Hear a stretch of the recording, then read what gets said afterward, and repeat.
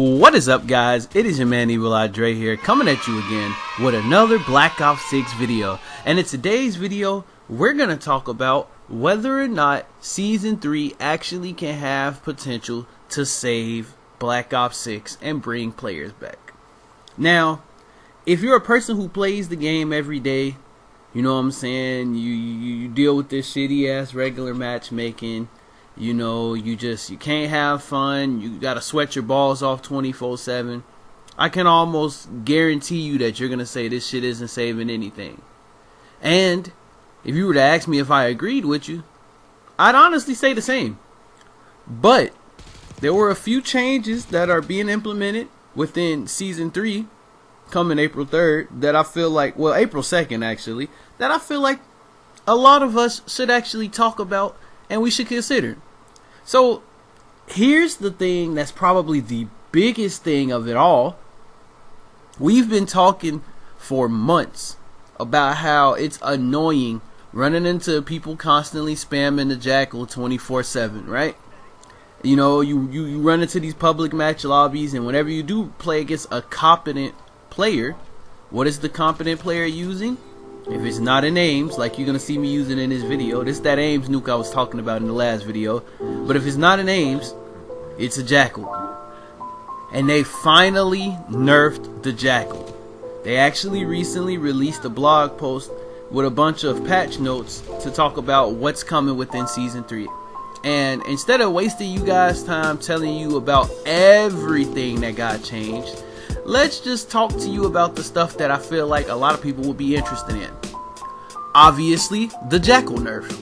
So, they said, and I quote, "Let's talk about the Jackal PDW.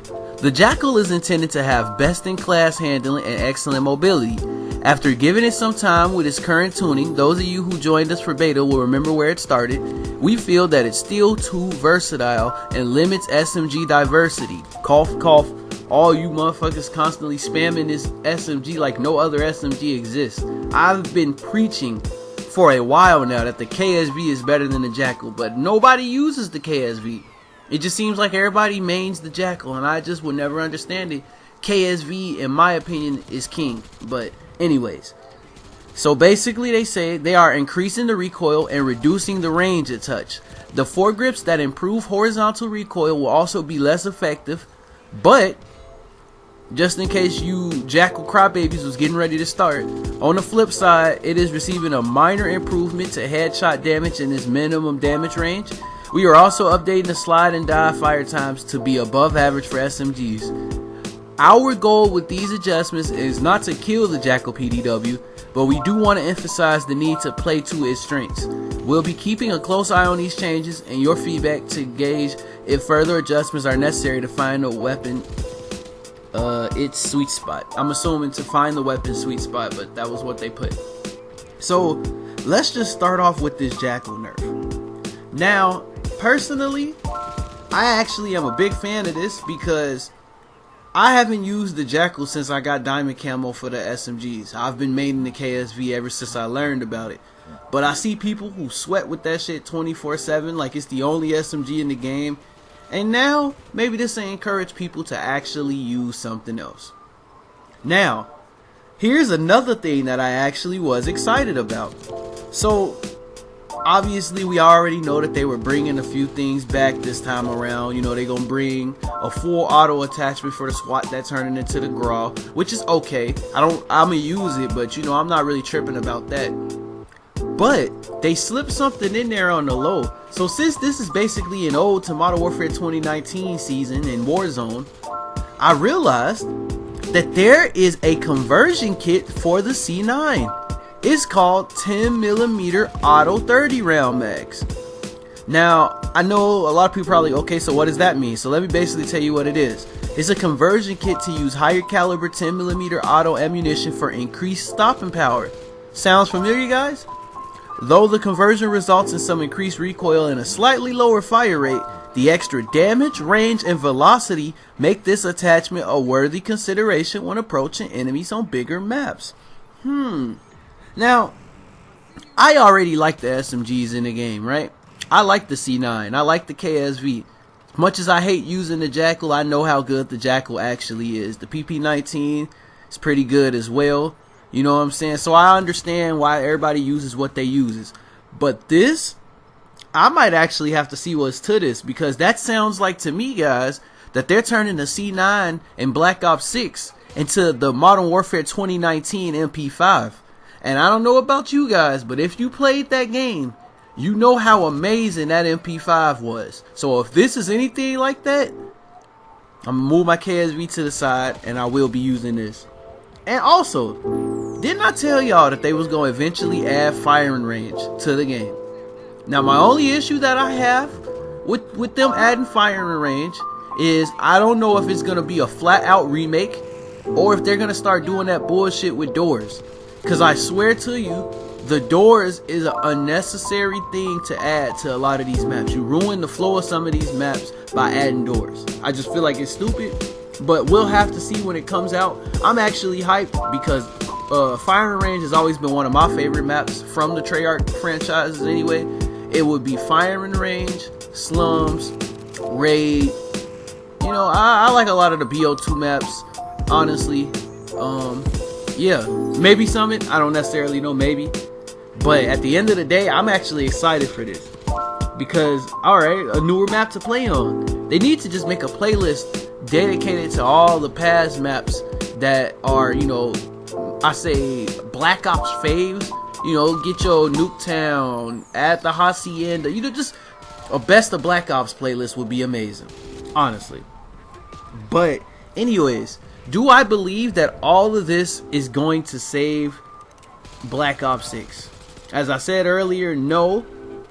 But there is a solid chance that this could bring players back on top of the Verdansk, which I think we all know who've been playing COD long enough that there's a 50-50 chance that people are going to come back to play Verdansk. But as soon as they run into a hacker, just expect the videos on Twitter. It's going to be crazy. It's going to be funny. I think all this nostalgia wears off less than a week, personally. I think that, you know what I'm saying, at the end of the day, they claim they're going to fix the anti-cheat. But here's the biggest thing of them all, though, right? They finally added console-only crossplay. You heard that right. Console-only crossplay. Now, for a while now, people have been complaining about cheaters ever since the incorporation of PC with crossplay, right? A lot of people say they'd rather just play console-to-console PC. I said console-to-console PC. Console-to-console matchmaking over playing with PC. And if I'm being completely honest with you, I used to be one of those people, but I kind of don't care for real, because I don't feel like you run into a lot of hackers, but there are some suspect things from people who get shit on, who magically turn on walls out the blue and just start pre-aiming, knowing where you are all the time, even without a UAV. So I can understand the frustration with that, as well as I'm sure on the flip side, it's going to be a lot of PC players upset, talking about how basically now there won't be anybody to play with. But I'm gonna be completely honest, if I know Call of Duty, only the die-hard players are gonna know about this feature, and only the die-hard players are probably gonna be the ones who turn it on. So hell, 9 times out of 10, you fuck around and find a sweatier lobby playing console only than you do with PC. Only good thing is you ain't gonna have to worry about people cheating. But at the end of the day, I don't know, man. I feel like Black Ops 6 isn't even a terrible Call of Duty in the first place. I feel like it'd be catching bad slack because of this shitty ass matchmaking. If you take the matchmaking out of this game, I do not think Black Ops 6 is a terrible Call of Duty. I do not think Black Ops 6 is a terrible Treyarch Call of Duty.